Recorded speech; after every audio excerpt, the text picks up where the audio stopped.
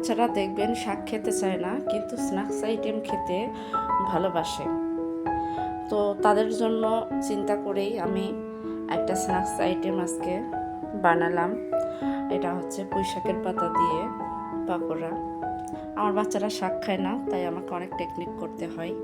Hello everyone, আসসালামু আলাইকুম। Welcome back to my channel mom's kitchen by Sultana, Jessore থেকে। যে যেখান থেকে আমার ভিডিও দেখছেন, দেশ বা দেশের বাইরে, সকলকে জানাই আন্তরিক শুভেচ্ছা ও ভালোবাসা। কেমন আছেন সবাই? আলহামদুলিল্লাহ আমি ভালো আছি। এই তো আমি পুঁই শাক নিয়ে নিয়েছি। পুঁই শাক থেকে পাতাগুলো ছিঁড়ে নিচ্ছি। যেহেতু আমি পাকোড়া বানাবো, পাকোড়া বানানোর জন্য আমার শুধু পাতাই প্রয়োজন। এর 1 কেজি পরিমাণ পুঁই শাক আছে। আমার পাকোড়া বানাতে যে পরিমাণ পাতা প্রয়োজন, ঠিক সে পরিমাণ পাতা আমি নিয়ে নেব। এভাবে সমস্ত পাতাগুলো ছিঁড়ে নিয়ে নিচ্ছি। যেগুলো ভালো পাতা শুধু সেগুলোই নেব। তো এই তো আমার পাতাগুলো নেওয়া হয়ে গেছে। আমি পাতাগুলোকে এরকম করে কুচি কুচি করে কেটে নিয়েছি। যেহেতু পাকোড়া বানাবো বলেছি, আপনারাও এরকম কেটে নেবেন। কেটে নিলে পাকোড়াটা বানাতে গেলে সুবিধা হয়।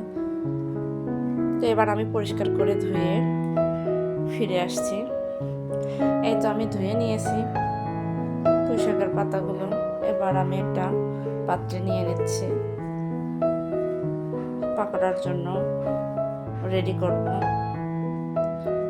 আপনারা চাইলে পাতার পরিমাণটা বেশি বা কম করে নিতে পারেন। এবার নিয়েছি মরিচ কুচি আর পেঁয়াজ কুচি। আমি এটা কাঁচা মরিচ ব্যবহার করেছি, একটু লাল লাল হয়ে গেছে, সে মরিচটাও দিয়েছি কালারফুলের জন্য।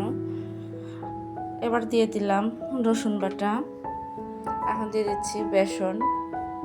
আসলে এগুলো মাপ বলে তো কোনো লাভ নাই। আপনার পাকোড়াটা বানাতে গেলে যে পরিমাণ প্রয়োজন ঠিক সেরকম ব্যবহার করলেই এনাফ।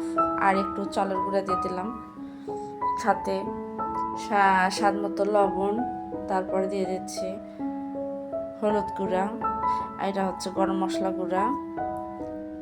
এবার আমি এগুলো সব শুকনো উপকরণগুলো সুন্দর করে মেখে নেব। চালের গুঁড়াটা দিলাম, অনেকক্ষণ ধরে ক্রিস্পি থাকবে জিনিসটা, ভালো লাগবে খেতে। আমি যেই পরিমাণে এরকম মেখে নিয়েছিলাম, এবার আগে থেকে একটা কড়াই বসিয়েছিলাম, তেল গরম হয়ে গেছে।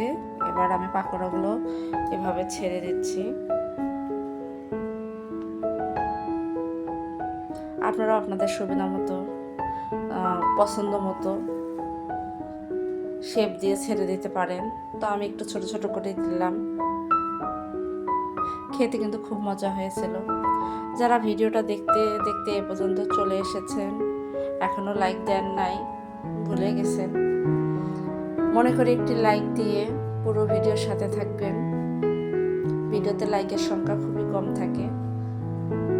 চ্যানেলের নতুন দর্শকরা চ্যানেলটা সাবস্ক্রাইব করে পাশে থাকা বেল বাটনটি অন করে দেবেন। আমার নতুন ভিডিও আপলোড হওয়া মাত্র আপনাদের কাছে নোটিফিকেশন চলে যাবে। আপনারা আপনাদের সময় সুযোগ করে দেখে নেবেন। আর যদি রেসিপিটি ভালো লাগে, ফ্যামিলি আর ফ্রেন্ডস সকলের কাছে শেয়ার করে দেবেন। তারাও যেন আমার রেসিপি দেখে শিখে বানিয়ে খেতে পারে, প্লাস আপনাদেরকেও বানিয়ে খাওয়াতে পারে। এই তো আমার এক ব্যাচ ভাজা হয়ে গেছে, দেখতে পাচ্ছেন। এভাবেই আমি বাকিগুলো সব ভেজে নেব। তো এই তো আমার ফাইনাল লুক। মাশাআল্লাহ।